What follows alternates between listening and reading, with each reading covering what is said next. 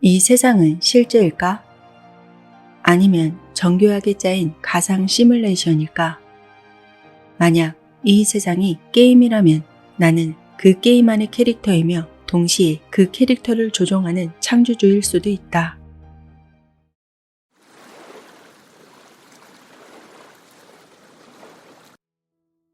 느껴주면 풀려난다.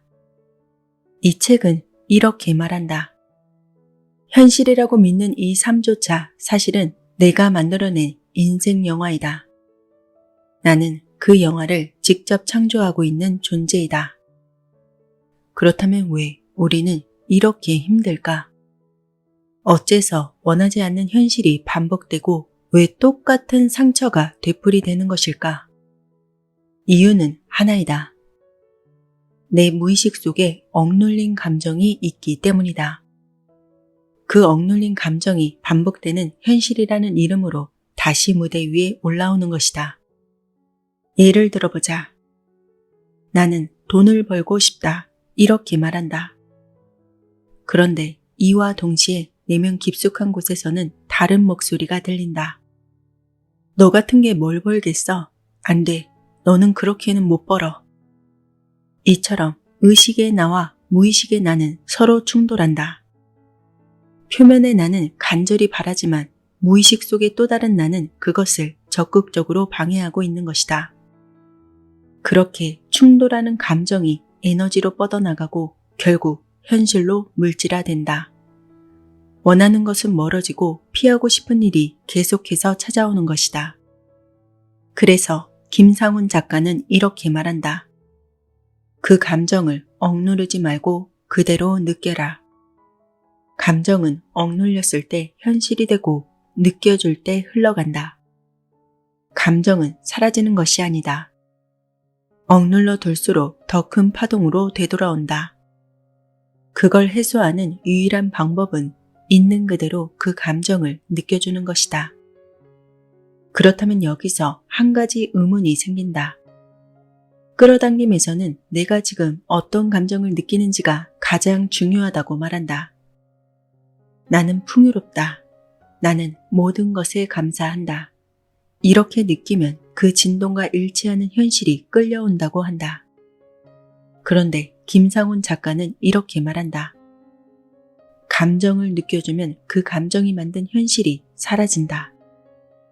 그렇다면 이 두 원리는 왜 충돌하는 것일까?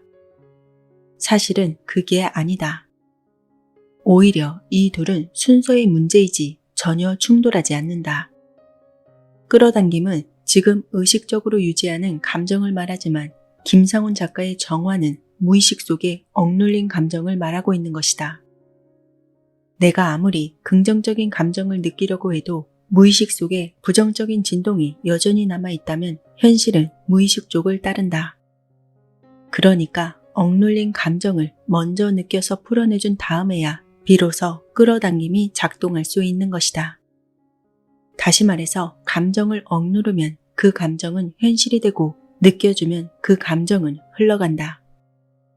또한 감정을 진심으로 느낄 때 비로소 그 파동과 일치하는 새로운 현실이 끌려온다. 끌어당김이 안 되는 이유는 무의식의 진동이 여전히 부정을 품고 있기 때문이다. 감정 정화는 끌어당김의 토대가 된다. 사례를 하나씩 들여다보자. 한 여성은 어릴 적부터 늘 남들과 비교당하고 무시당하며 자랐다. 감정을 억누르며 착한 척했지만 속으로는 분노가 쌓여갔다. 거울 명상을 하며 솔직한 감정을 말로 내뱉기 시작했다. 나 지금 질투나. 나도 남들에게 잘났다고 인정받고 싶어. 나도 남들에게 무시당하는 거 정말 싫어. 그렇게 내면의 질투와 수치심을 인정해주자 어느 순간부터 삶이 부드럽게 풀리기 시작했다. 또 어떤 사람은 늘 실패에 대한 두려움에 사로잡혀 있었다. 무언가를 시작하려고 하면 가슴이 조여오고 머릿속에선 실패할 거야. 이런 소리가 떠나지 않았다. 그는 하루에 3번 감정이 올라올 때마다 거울 앞에 섰다. 나는 사실은 두렵다. 잘 못할까봐 무섭다. 나는 늘 실패했다고 느껴왔다. 그렇게 반복된 감정의 층을 뚫고 나가자 마침내 행동할 수 있는 힘이 생겼고 그가 미루었던 일들이 하나둘 이루어지기 시작했다. 한 남성은 자식과의 관계에서 자주 분노를 느꼈다. 아이가 잘못한 것도 아닌데 사소한 말이나 행동에도 이유 없이 화가 치밀었다. 그는 그런 자신을 이해하지 못했고 매번 자책했다. 왜 나는 아이에게 이렇게 화를 낼까? 나는 좋은 아버지가 되고 싶은데 나는 정말 그렇게는 안 되는 것일까? 그러던 중 그는 명상 중에 오래된 기억 하나를 떠올렸다. 어린 시절 아버지에게 억울하게 맞았던 장면이었다. 잘못한 사람이 따로 있었지만 그는 아무 말도 못하고 매를 맞았다. 내 잘못이 아닌데 왜 나를 때렸지?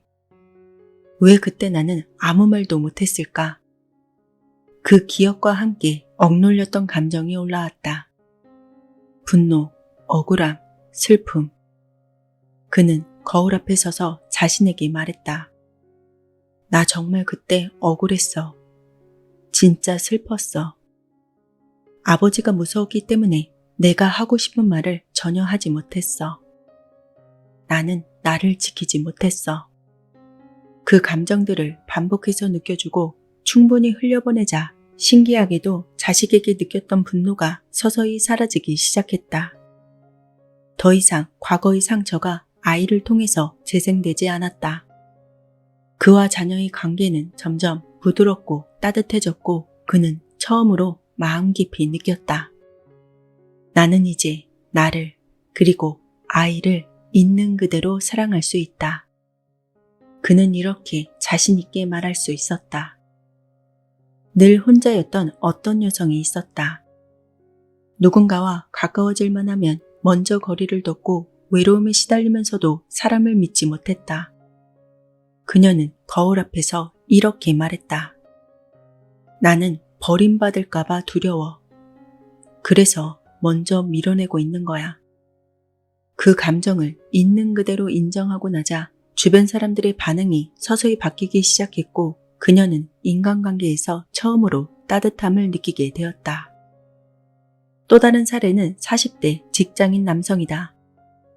그는 회의 시간마다 자신의 의견이 무시당하고 성과는 다른 사람의 공으로 돌아가는 상황을 반복해서 겪었다.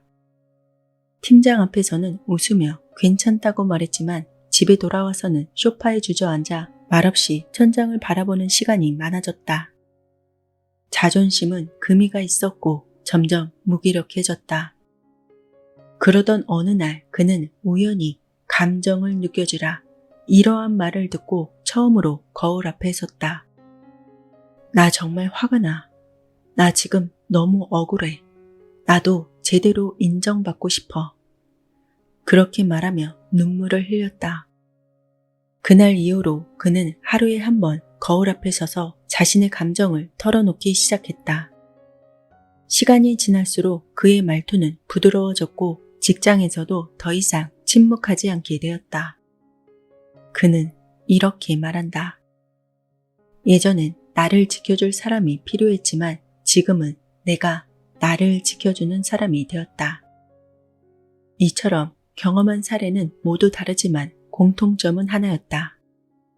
억눌린 감정을 느껴주는 것. 그것이 모든 변화의 시작이었다. 현실은 진짜가 아니다. 현실은 내가 붙잡고 있는 감정이 만든 영상일 뿐이다. 그 감정을 느껴주면 그 영상도 바뀐다.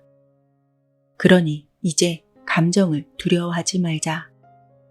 미움이 올라올 때, 두려움이 솟아오를 때 억지로 밀어내지 말자. 그냥 느껴주자. 아, 내가 지금 두려워하고 있구나.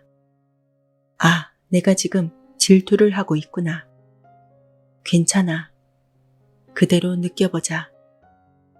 감정을 억누르지 않고 바라보는 것. 그것이 정화이고 그것이 진정한 마음의 자유이다. 감정을 바라보는 관찰자의 자리에 설 때 나는 더 이상 영화 속 캐릭터가 아니다.